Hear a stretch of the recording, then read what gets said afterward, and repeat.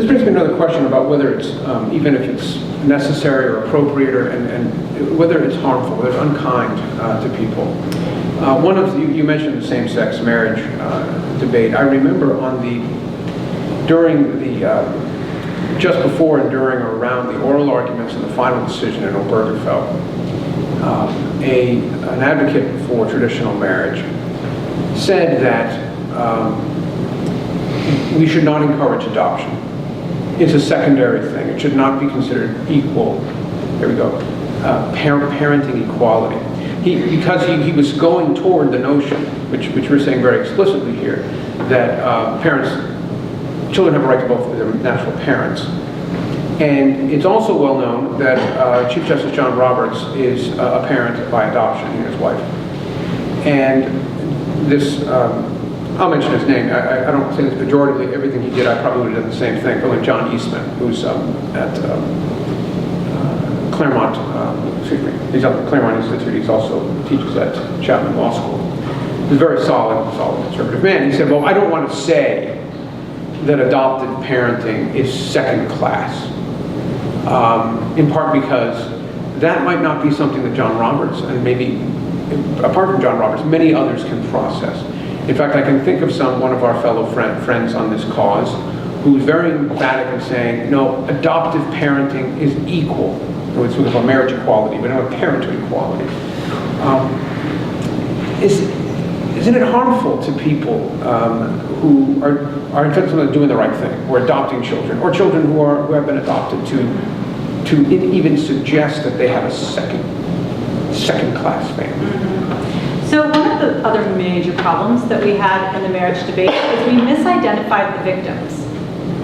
So in the marriage debate, the victims were supposedly adults who had same-sex attraction or who identified as LGBTQ or whatever. And we had story after story of humanizing their perspective and their journey and their suffering and their longing, and all of that was very real. It's true. Many of them have suffered and many of them have struggled, and they deserve our compassion and sympathy. But they are not the victims here. They are not the ones that deserve our ultimate sympathy. It's children, right? That whenever you're talking marriage, family, parenthood, the victim, when we get the question wrong, is children, every single time. And so we can have sympathy for adults, but the conversation must be child-centric. And we failed to do that. We got the victims wrong, and then we failed to humanize the victims. Then we would just talk about the studies or the statistics. And we didn't have the voices, and we didn't have the stories of the kids, because those are very expensive stories to tell. Right? A kid who has two moms who wants to say, I sure wish I had a dad, you better believe they're burning all their family relationships to say that out loud, right? So it's very hard to get those stories. And so one thing that we do at Them Before Us is we say, we are going to be obsessively child-centric. And one of the problems that these kids have had, interestingly, we have kind of three categories of kids that we focus on. Kids with same-sex parents, kids conceived through reproductive technologies or like sperm egg surrogacy, and kids of divorce. Because those are the three main categories where adults have prioritized what they want above the rights of the child. And even though these three different areas have some real distinctions, they all kind of share one thing, and that is that the kids have to support the adults, right? The kids have to be the ones that are being supportive, understanding, accommodating, because they're living with the people who chose for their other parent to be missing. And so there's almost a role reversal where the kid has to parent the adult in some ways. The kid has to be the one that's switching homes, right? Adjusting, accommodating, supporting. And so we have to get out of this mentality of telling the truth about kids can't happen because you have to protect the feelings of the adults. Even adoptive parents. Okay? I am pro-adoption because the main theme of Them Before Us is adults need to do hard things. Period. Adults need to do hard things. When you're looking at infertility, when you're looking at a difficult marriage, when you're looking at experiencing same-sex attraction and figuring out what does having kids look like for me, adults have to do hard things so kids don't have to. Now, adoption is adults who are doing hard things, okay?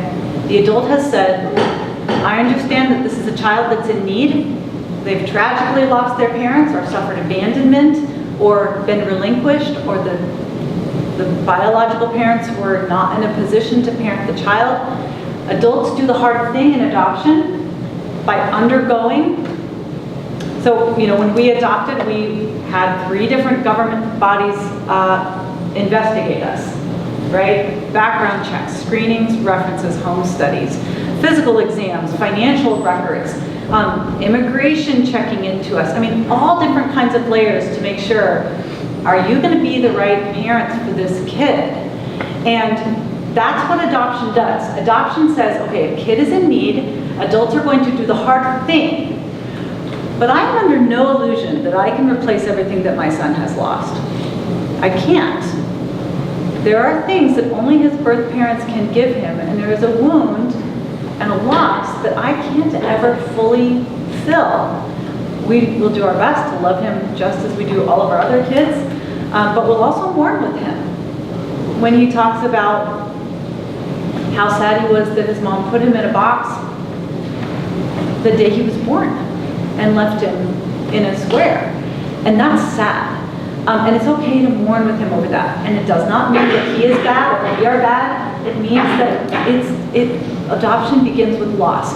So I'm probably, because I've been moving in these circles for a while, I don't have a lot of patience for the, we have to be careful about how the adults feel arguments.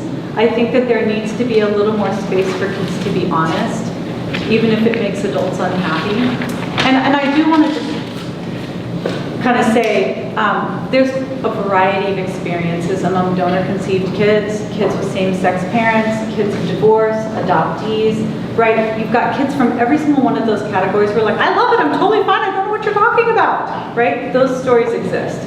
But statistically, outcomes for adoptees are diminished, even though adoptive parents tend to be more highly educated and more wealthy than the general population. Divorced kids tend to disproportionately struggle in major areas like their own relationships and work and education.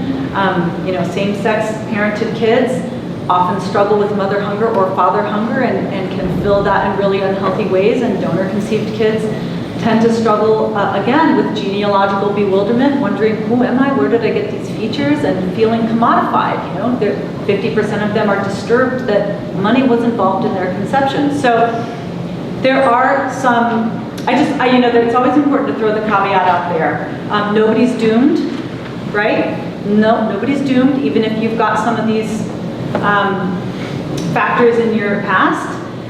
But neither do we need to ice this over or gloss it over so that adults can feel better about themselves.